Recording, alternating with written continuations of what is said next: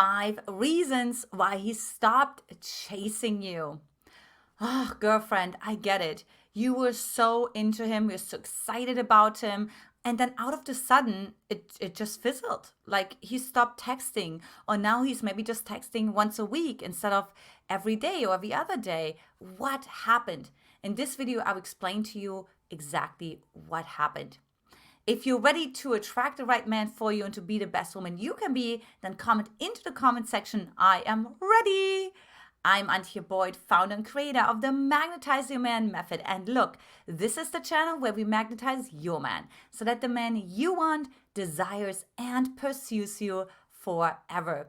Now, if you like anything about what I wear, what I share, or anything about my background, then do me a favor, give it a like, and also don't forget to subscribe for more juicy and helpful videos coming your way that help you attract the right man for you. And lastly, forward it to a girlfriend or two, whichever content you find valuable. Now, please listen until the very end because I have a surprising bonus for you that will really help you out when it comes to knowing why did he stop chasing you. So let's go ahead and dive right into the 5 reasons why he stopped chasing you. Number 5, you act incongruent. Now, I see this with women all the time. They're actually afraid, they're actually interested and intrigued by the man, and specifically in the first dates. But what they want to do instead, they want to hide their feelings because they don't want to come off as too needy, or they don't want to come off as crazy, or they don't want to be like too vulnerable and then be taken advantage of, right? Or betrayed or lied to. And then what they do is they put up sort of a guard and they come off as like way independent, aloof, right? And so on, than they actually are. So guess what happens over time? The man starts dating you, and the veils of vulnerability are being removed, right? We have only so much willpower. We can only like present ourselves in so many different ways. At some point, the man is going to get to know what's really at the core. And when he gets to know that, and it's so different compared to how you presented yourself on the first date, he stops chasing you because he actually loses trust. He doesn't know, wait, is the woman that I met on the first couple of dates the real woman, or is the woman now who is like all vulnerable and insecure, or whatever the case may be, needy, that's the woman, right? I don't know. And because he doesn't know, the confused mind says no. So you will be better advised to show up from the get-go authentically in your dating life, right? From the first date on, right? Like don't hide your feelings, but instead show them. Learn to express yourself in a vulnerable way. It doesn't have to be obviously your deepest dark secrets. That's not what I'm talking about. But just being emotionally available, right? When you feel sad, allow him to feel that sadness. If you feel angry, allow him to see that and feel that anger, because that will actually help him to develop more trust and desire for you over time. Now, I'd love to hear from you. If you're new to my channel, where are you watching from? Number 4 is you didn't hold the tension. Now, this reminds me of, there was one season in The Bachelor, and it was one of the final episodes, and you may have watched it or may not, but her name was Crystal, and she was like, she just had to tell him like everything about her brother who ended up on the streets and how much she struggled with that, and I think some food addiction and something and like this and that, and she just basically had so much anxiety inside of herself that she said, you know what, I'm going to show all of me right away, all of it, so you can take it or leave it, right? So that way I don't invest myself over time only to then get hurt. Now, of course, that doesn't work because it totally overwhelms the nervous system of the man. Like, he has no idea what to do with that. And he feels like, oh my God, this is like so much. Like, I can't even handle that. Like, I can't even digest that. How am I supposed to be your hero, right? Like, maybe the protector instinct comes in. Like, so men who have a hero complex, like a protector complex, right? That's, of course, dysfunctional. They will be attracted to that. But a man who's congruent and secure and masculine, aligned inside of himself, would be like, whoa, girlfriend, that's like a big red flag. What you want to do instead, you want to actually learn how to hold the tension. What to do when you feel anxiety inside of yourself. Taking a deep breath, sharing something vulnerably, but not all of it. Share the rest with your girlfriends, right? Or scream it out into your pillow. Like, do something different. Go on a run, right? Like, so you have to learn how to manage your anxiety without to releasing all of that at once, because that will drastically bring the attraction and the desire in the man down that he, of course, needs to chase you. Number 3, you are afraid that the other shoe is going to drop. So this is a mindset one. So if you are constantly wondering, doubting, second guessing, questioning the intent of the man, right? Like, I don't know if he's authentic. It's probably not going to last. He's probably going to go back to his ex. He probably is somebody on the side. Like, he probably is not serious, right? Whatever the case may be, right? If you have that unconscious expectation, guess what? It eventually becomes a self-fulfilling prophecy, right?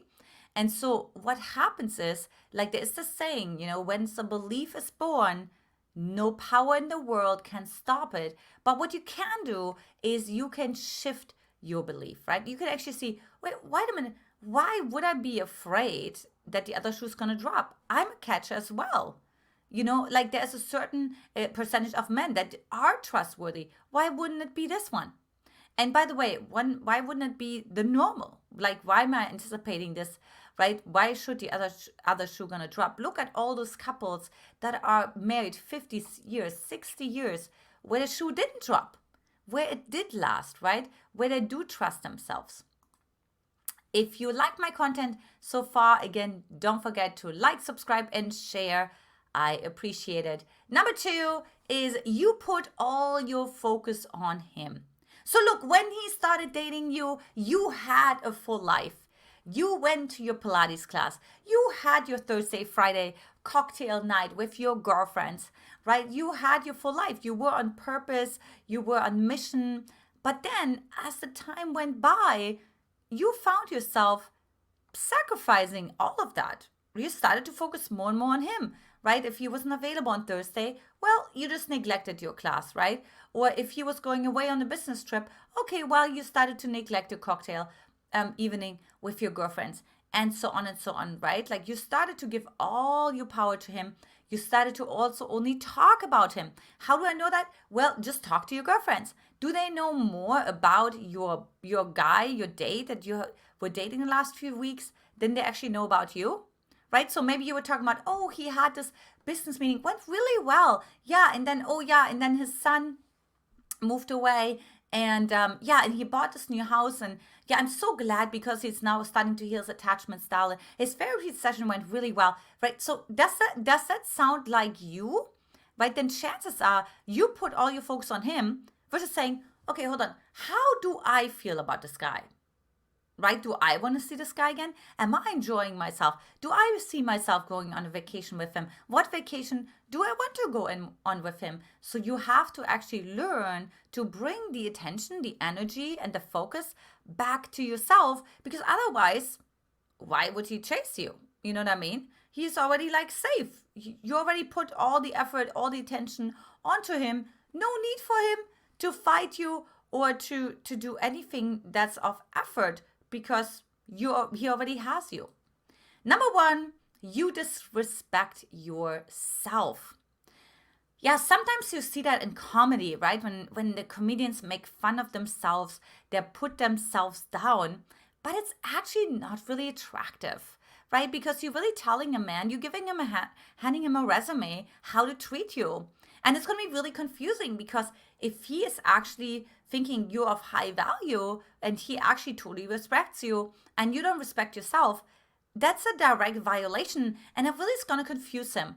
He actually is going to wonder, wait, so did I get this wrong? Am I reading the wrong signals? Is this woman actually not worth my time, my money, my energy? Meaning, like, if he buys you gifts or invites you on a trip or things like that. So he starts to second guess. He starts to question. You build some doubt inside of himself, where he was convinced that you are a catch. You're now directly talking yourself out of that, right? Like out of him believing that you're a catch. And you're like, no, no, no, no, no. I'm not this 5-star restaurant, right? I'm just here this burger place on the side. You know what I mean? You must have gotten that. You must have missed that up. You know, I'm not that 5-star hotel, right? The Ritz-Carlton. I'm just here the Holiday Inn or so, you know, or something like that, right? Like the Motel 6, you know. And it's like, oh no, sorry, I got to keep driving here because I was looking for that Ritz-Carlton 5-star resort, right? And so be very mindful of that. So if that's you, you know, what's helping is like write it down instead. Don't mention it to him. Bite your tongue, right? Like if he makes you a compliment that he loves you in this dress, don't tell him that you got it from TJ Maxx for $5, right? Just like, thank you. And then deep breath. Sometimes if you just would do taking more breaths in the right moments, we would avoid a lot of self-sabotage. Now, I'd love to hear from you. Why do you stop being interested in a man? Let me know in the comment section. And lastly, be aware, the bonus for those of you who stayed until the very end, you are condescending toward him. Now, we talked a little bit about if you come from an attachment style background where you develop more anxious attachment style because your parents weren't attentive to you, right? They were not meeting your desires and your needs that you needed at the time.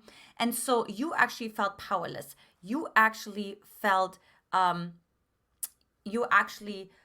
helpless. You actually felt all of those things. And then you thought, okay, wait a minute. When is the right moment, I will get my power back.